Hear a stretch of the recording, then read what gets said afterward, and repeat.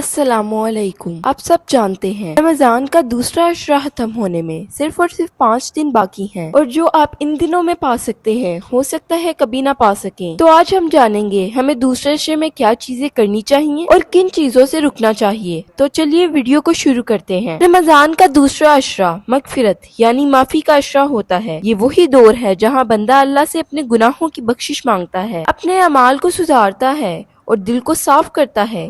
اس عشرے کی مشہور دعا ہے استغفر اللہ ربی من کلی ذنب و اتوب الیہ، یا اللہ میں ہر گناہ سے تیری مغفرت چاہتا ہوں اور تیری طرف رجوع کرتا ہوں۔ مغفرت کا مطلب صرف معافی نہیں ہوتا، ڈھک دینا، چھپا دینا اور گناہ کو مٹا دینا بھی ہوتا ہے۔ اللہ جب کسی بندے کو معاف کرتا ہے تو صرف سزا معاف نہیں کرتا بلکہ اس کے گناہ کو ریکارڈ سے مٹا دیتا ہے اور قیامت کے دن اسے رسوا نہیں کرتا۔ سوچئے اگر انسان کا ہر چھوٹا بڑا گناہ اس کے سامنے رکھ دیا جائے تو وہ شرم سے جھک جائے، لیکن اللہ اتنا رحیم ہے کہ وہ صرف معاف ہی نہیں کرتا بلکہ عزت بھی بچاتا ہے۔ اس لیے یہ عشرہ بہت قیمتی ہے۔ پہلے عشرے میں رحمت برسی، دوسرے عشرے میں بندہ اس رحمت کا فائدہ اٹھاتا ہے، اپنے رب کے سامنے چھک کر کہتا ہے یا اللہ میں غلط تھا، مجھے معاف کر دے۔ یہاں ایک بہت گہری بات سمجھنی ضروری ہے۔ گناہ کرنا انسانی فطرت کا حصہ ہے، لیکن گناہ پر قائم رہنا اور معافی نہ مانگنا تکبر ہے۔ اللہ تکبر پسند نہیں کرتا، لیکن جو بندہ رو کر ٹوٹ کر سچے دل سے معافی مانگتا ہے اللہ اسے پسند کرتا ہے۔ اس عشرے کی سب سے بڑی پاور یہ ہے کہ انسان کو اسپرچولی ریسیٹ کر دیتا ہے۔ جیسے موبائل کو ریسیٹ کرتے ہیں تو وہ فریش ہو جاتا ہے، ویسے ہی توبہ اور استغفار روح کو فریش کر دیتے ہیں۔ مغفرت صرف زبان سے استغفر اللہ کہنے کا نام نہیں۔ مغفرت کے 3 سٹیپس ہیں: گناہ کا احساس،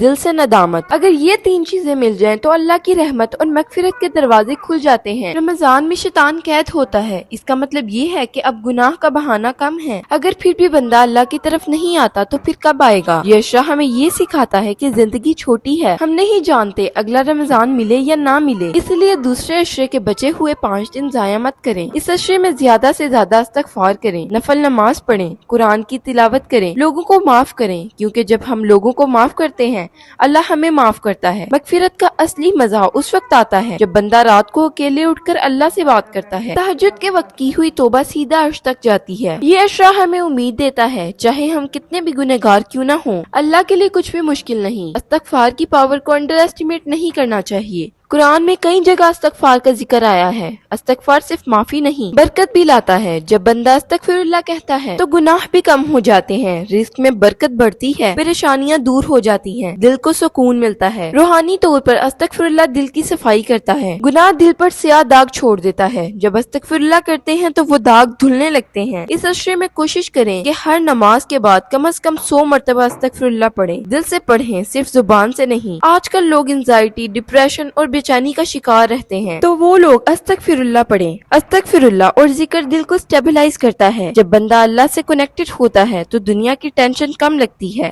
استغفر اللہ کا ایک اور اثر یہ بھی ہے کہ یہ تقدیر کو بھی بدل سکتا ہے۔ دعا اور توبہ اللہ کے فیصلے میں بہتری لا سکتی ہے۔ مغفرت کا عشرہ ہمیں یہ بھی سکھاتا ہے کہ دوسروں کو بھی معاف کریں۔ اگر ہم کسی کو دل سے معاف نہیں کرتے تو ہم خود بھی بے چین رہتے ہیں۔ ایک پاورفل عمل یہ بھی ہے کہ رات کو سونے سے پہلے 70 مرتبہ استغفر اللہ پڑھ کر سوئیں۔ یہ عشرہ دل کو ہلکا کرتا ہے، گناہ کے بوجھ کو انسان کے اندر سے توڑ دیتا ہے۔ جب اللہ معاف کرتا ہے تو بندہ نیا انسان بن جاتا ہے۔ اس عشرے میں صرف ایموشنل نہیں، پریکٹیکل چینج بھی لانا بہت ضروری ہے۔ سٹیپ نمبر 1، اپنے گناہوں کو لسٹ کریں۔ سٹیپ نمبر 2، اللہ سے معافی مانگیں۔ سٹیپ نمبر 3، جو گناہ بندوں کے حقوق سے ریلیٹڈ ہیں ان کا حق ادا کریں۔ اگر کسی کے پیسے لیے ہیں واپس کریں، اگر کسی کا دل دکھایا ہے معافی مانگیں۔ مغفرت تب مکمل ہوتی ہے جب حقوق العباد کلیئر ہوں۔ سوشل میڈیا پر غلط چیزیں دیکھنا، غیبت کرنا، یہ سب چھوٹے گناہ لگتے ہیں لیکن جمع ہو کر بڑے بن جاتے ہیں۔ دوسرا عشرہ ہمیں ڈیٹاکس کا موقع دیتا ہے۔ ایک چیلنج کریں، 10 دن جھوٹ نہیں بولیں، 10 دن غیبت نہ کریں، 10 دن کسی کو برا بھی نہ بولیں۔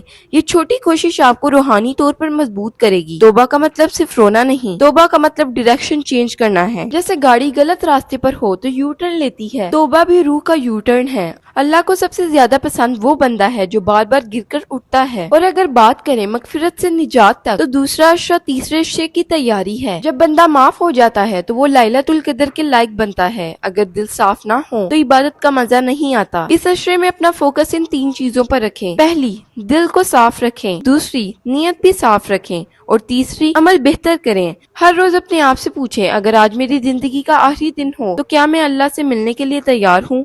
جب بندہ سمجھ جاتا ہے کہ وہ کمزور ہے اور اللہ قدرت والا ہے تو اس کا تکبر ٹوٹ جاتا ہے۔ یہ عشرہ ہوپ کا میسج دیتا ہے، چاہے آپ کتنے بھی دور چلے گئے ہوں، اللہ کا دروازہ بند نہیں ہوتا۔ رمضان کا دوسرا عشرہ ایک گولڈن چانس ہے، اسے ضائع مت کریں۔ زیادہ استغفار کریں، زیادہ دعا کریں، زیادہ معاف کریں اور امید رکھیں کہ اللہ آپ کو بھی معاف کرے گا۔ دوسرے عشرے کا سب سے حسین پیغام یہ بھی ہے، اللہ کی مغفرت انسان کے تصور سے بھی زیادہ وسیع ہے۔ انسان اکثر اپنے گناہوں کو دیکھ کر مایوس ہو جاتا ہے، سوچتا ہے کہ شاید اب معافی مشکل ہے، لیکن اللہ کی رحمت اور مغفرت اتنی وسیع ہے کہ وہ سب کچھ معاف کر سکتا ہے۔ سوچئے اگر کوئی انسان پوری زندگی غلطیوں میں گزارے، لیکن ایک لمحہ آئے جب اس کا دل ٹوٹ کر اللہ کے سامنے جھک جائے اور وہ سچی توبہ کر لے تو اللہ اسے بھی معاف کر دیتا ہے۔ اس دنیا میں اکثر لوگ معاف کرتے وقت پرانی باتیں یاد رکھتے ہیں، لیکن اللہ جب معاف کرتا ہے تو وہ گناہ کو مٹا دیتا ہے۔ قیامت کے دن بندہ سوچ رہا ہوگا میرے اتنے گناہ ہیں، لیکن اللہ اپنی رحمت سے انہیں چھپا لے گا۔ یہ سوچ کر ہی دل کو سکون ملتا ہے کہ ہمارا رب صرف جج نہیں بلکہ رحمان اور رحیم بھی ہے۔ مغفرت کا عشرہ ہمیں یہ بھی سکھاتا ہے کہ کبھی بھی اللہ کی رحمت سے مایوس نہیں ہونا چاہیے۔ مایوسی شیطان کا ہتھیار ہے۔ شیطان چاہتا ہے کہ بندہ سوچ لے اب واپس آنے کا کوئی فائدہ نہیں، لیکن حقیقت یہ ہے کہ اللہ کا دروازہ اس وقت تک کھلا رہتا ہے جب تک انسان کی سانس چل رہی ہو۔ اس عشرے میں بندہ اپنے رب کے قریب ہو سکتا ہے صرف 2 چیزوں سے، سچائی اور ندامت۔ جب دل سچ میں پچھتاتا ہے وہ آنسو اللہ کو بہت پسند آتے ہیں۔ کبھی کبھی صرف ایک آنسو سالوں کی غلطیوں کو دھونے کا سبب بن جاتا ہے۔ اس لیے دوسرے عشرے کے دن اور رات کو ضائع مت کریں۔ یہ وہ لمحے ہیں جہاں ایک چھوٹی سی دعا بھی زندگی بدل سکتی ہے۔ انسان اکثر سمجھتا ہے کہ خوشی پیسہ، شہرت اور کامیابی ہے، لیکن اصل سکون دل کی صفائی میں ہوتا ہے۔ جب دل گناہوں سے بھر جاتا ہے تو انسان بے چین ہو جاتا ہے، اسے ہر چیز بوجھ لگتی ہے، عبادت بھی مشکل لگتی ہے اور زندگی بھی تھکی ہوئی سی محسوس ہوتی ہے۔ مگر جب بندہ توبہ کرتا ہے اور اللہ سے مغفرت مانگتا ہے تو دل ہلکی ہوا کی طرح محسوس کرتا ہے۔ تو سمجھ لیجئے جیسے جسم پانی سے صاف ہوتا ہے ویسے ہی روح استغفر اللہ سے صاف ہوتی ہے۔ دوسرے عشرے کا اصل مقصد بھی یہی ہے، دل کو صاف کیجئے۔ اگر دل میں حسد ہو، نفرت ہو، غصہ ہو، بدلہ لینے کا جذبہ ہو تو یہ سب روح کو بوجھل کر دیتے ہیں۔ اس عشرے میں ایک بہت ہی خوبصورت سا عمل یہ ہے کہ انسان اپنے دل کو چیک کرے، سوچ کر دیکھیں کیا کسی سے دل میں شکایت ہے، کیا کسی سے نفرت ہے، کیا کسی نے دکھ دیا ہے جسے ہم بھول نہیں پائے۔ اگر ایسا ہے تو اللہ کے لیے اسے معاف کر دیں۔ یہ کام مشکل لگتا ہے، لیکن جب بندہ اللہ کی رضا کے لیے معاف کرتا ہے تو اس کا دل عجیب سکون محسوس کرتا ہے۔